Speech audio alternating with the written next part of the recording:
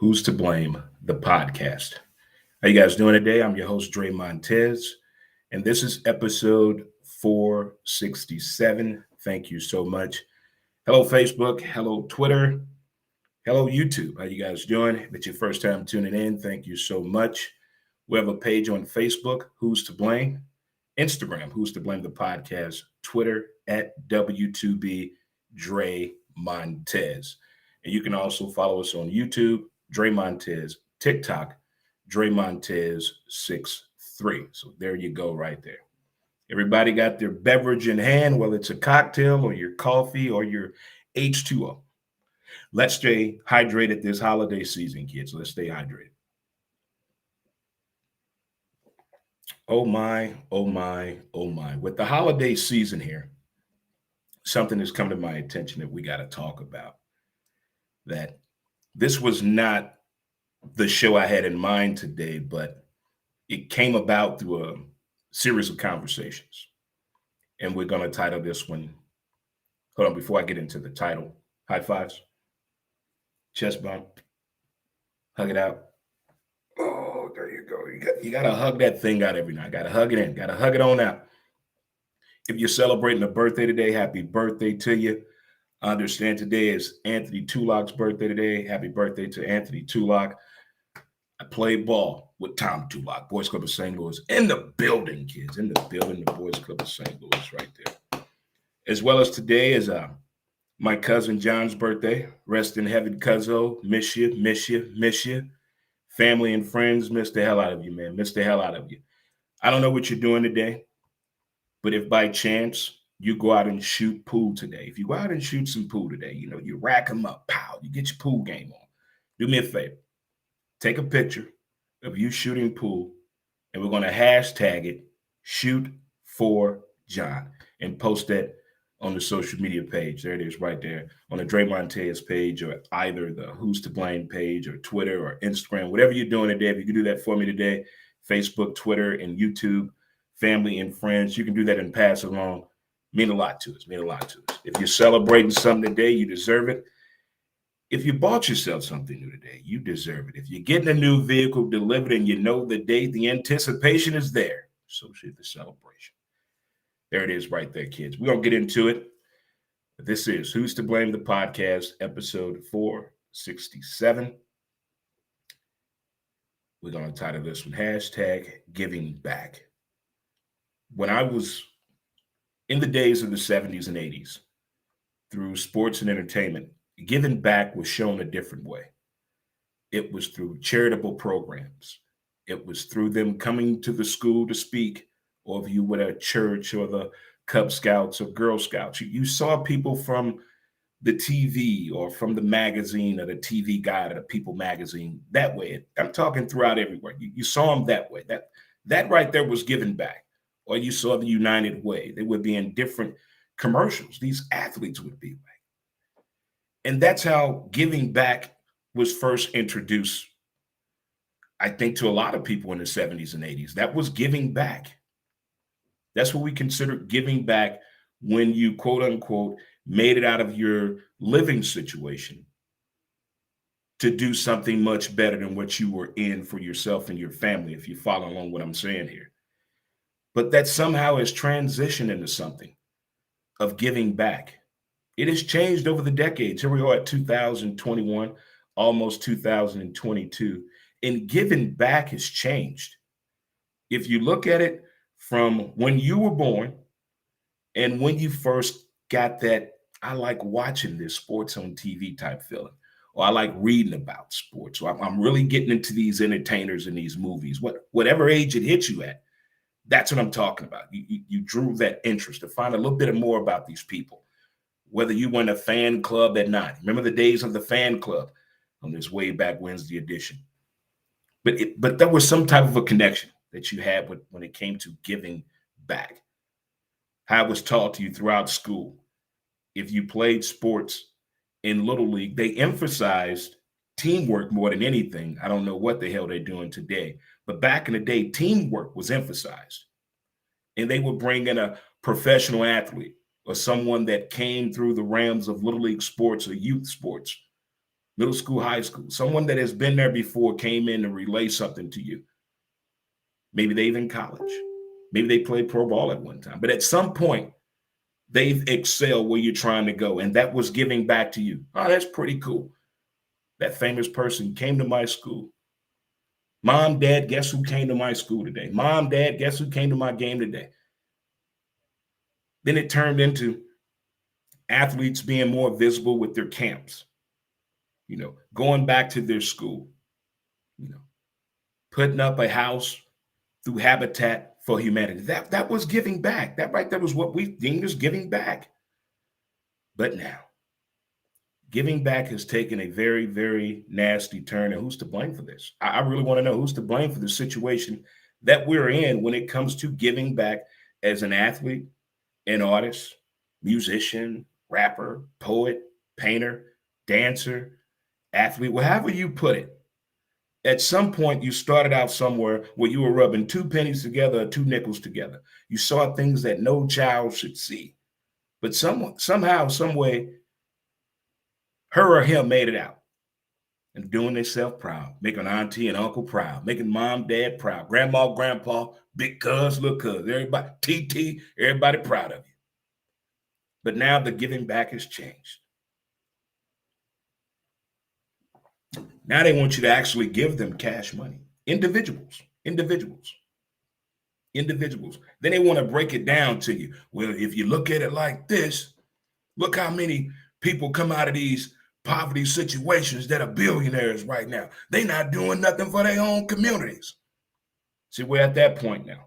We've taken giving back to wanting actual cash from these people that have made it out of these housing areas that we thought that nobody could come from. But we all know that makes you grind even harder when you come out of the impossible and the improbable and turn into the damn impossible. We all know that. But when it took that shift, now they don't care about the hood. They don't show no love. Well, if you look at the news, every time they go back to the hood, what happens? Problems. Back in the day, through movies and through documentaries, what do they always tell the main person who has the talent and the potential to get out of the situation and do better for themselves? What do they always tell them? Don't you ever come back here. Don't you come back here. Ain't nothing good for you coming back here. You go on and live your life and do what you're supposed to do. That's what they tell you. But somehow, some way, when they don't come back, we got tube. We throwing shade. Do you really want them coming back? Do you really want them coming back? Because this time they come back, they may not be strong enough to survive, if you know what I'm saying. So now we want cash money instead of helping out with charitable contributions. We want them to build this and build that. Let me tell you what happened to athletes who tried to do that. People steal all the time. So now the trust is gone. I saw so many projects, infomercials, print ads about coming soon, financed by, supported by. There was an athlete or an entertainer put there, and none of those buildings ever went through because there's no follow through. See, now if you give money away, you got to follow the damn money because they're going to take the money and the project will not get done. You want me to play ball. You want me to do all these movies. You want me to make this great music, but you want me to be hands-on on all these projects. I can't do it all. I have to put somebody with some intelligence and some responsibility and some trust. If I donate $5 million to my neighborhood, I want to see the $5 million donation. You're not seeing a $5 million donation, even though they gave $5 million.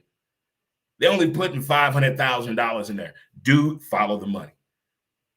That's why it's so hard today for the give back to satisfy everybody because the trust value is gone. When you donate to somebody, you really sure your money going there to that cause, to this event? Everybody's so cautious now through all the tragedy and triumph that we've seen through Mother Nature and just life tragedy itself. We've seen people steal or fake just to get that monetary, that money, that financial support. So when the trust is gone, it's kind of hard. I guarantee there have been so many more athletes and actors and people in that, oh, they got that bread status that have been ripped off, but they're tired of telling the story. They try to be hands on. They try to be involved the best way they can without being taken advantage of financially because they are people too. When you come from nothing, you're a little bit more cautious with your money after you've been ripped off when you've made some money. The giving back is still there in 2021, but it's just at a different level. The giving back is, which is not a bad thing. It is not a bad thing at all. But I just think now that trust is gone. Whether you want them to redevelop the neighborhood, we all know real estate gets people, in trouble. Real estate is no deal. All these neighborhood associations, everybody has to get paid. So when someone says they're donating $1 million to the project, they're not really donating $1 million because everyone is going to get their money off top. So let's keep that in mind. Let's stop thinking we know more than these people who do this for a living do. But let's stop pretending there. And I think we'll get a better understanding of the giving back. They're talking all this money that Jeff got all this money to fly to space. Oh, he got all this money. Elon Musk got all this money. And then on the other hand, it's so easy to put the hand out when you haven't done any work. Talk to me. No matter how easy it came to these people, no matter how they got their money, they have to sustain the money or put something on top of it. All these things these people have done to make it out of the situation and put them in a financial situation to be in a position to give back. That came with a story. That was some pain. That was some hard times there. And now you just want me to give, you want me to get them money with. Damn what I've been through. Damn all that. Damn the blood, sweat, and tears. What about the sacrifice? What about the things I missed out on? Food, shelter, proper clothing, bathing. But you want me to just give all this money just back like that? No, it must come with a plan that makes sense. If we come with a plan that makes sense, I think there'll be more giving to the system and can trust each other when it comes to the financial donation. Be real to people.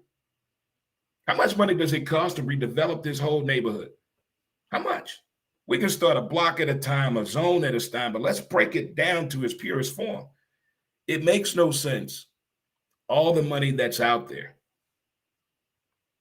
all these people that play with these prospective teams, all these artists that came from here, came from there, did this, did that, all these music schools that are being opened, that costs money. That's adding something to the community. It's providing a chance for you to be creative. So think about that. Improve the schools. Oh, that's a blessing. The gymnasium, a learning center, getting new material. To have a computer for everybody, that's unheard of in my generation. Unheard of. We had to share every damn thing. But the giving back, we've put so many different parameters on it that it's kind of losing its main point. Giving back to the community. They're giving their time. They're giving their services and their resources as well. No one is going to actually take your hand and introduce you to the bank that gives you the money. They're going to show you the steps how to do it, put you back on the path to success. There are steps that come with this. You just can't poof like in a movie and boom, there you are. It doesn't work that way. Not all athletes have a Disney story. Just going to find you in the stands. Oh, you want to come live with me? I take you, your mom, and your daddy, and I get your daddy a job. Not all the stories work that way, okay? It's not going to happen that way. Let's just be real. But when they give back, let's take it for what it is. There has to be trust on both sides in order for this thing to work when it comes to giving back. So all the communities that have been involved with all these charity donations, the different functioning food banks around town, that's donated by somebody donates that. See, the backstory, we don't know. A lot of these athletes and entertainers don't want the attention, but you find out years down the line. Let's take old Blue Eyes himself. How many of you knew that Frank Sinatra was doing all of that when it came to giving back when he was alive? How many of you knew all of that? Not many. How many of you knew all that about Sam Cooke? Not many. I'm talking about when he was alive. How many of you knew all of that?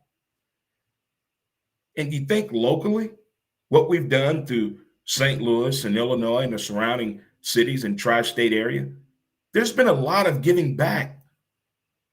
The local scene, the artists that give back with their time and commitment, donating their services to ensure you're having a good time. Do we always need a name to see the giving back intentions? Not everybody wants to be in the camera and all on the stage when it comes to giving back. Maybe it's more about the cause when it comes to giving back. But think about that during this holiday season. Are we a little bit too hard on the athletes when it comes to giving back, quote unquote? Let me know what you think. Again, this is Who's to Blame, the podcast. And I'm your host, Dre Montez. And you can get caught up on our latest episodes of our podcast by visiting or tapping into wherever you listen to your podcast at.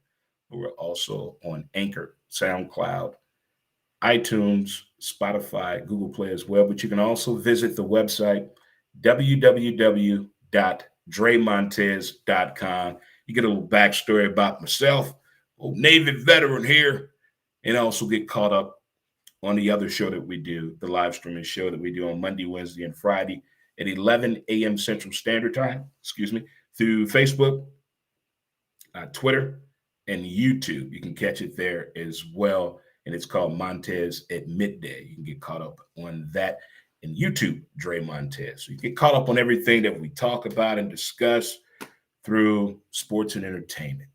But again, if you're out today shooting pool, today is my cousin's birthday, Big John, Big Guzzo. Rest easy, cousin, rest easy. If you're shooting pool today, I want you to take a picture of you shooting pool or a pool table, wherever you may be at today. And we're going to hashtag Shoot for John. I want you to put that on social media. You can put it on our page on Facebook, Who's to Blame, Instagram, Who's to Blame the podcast, Twitter at W2B, Dre Montez.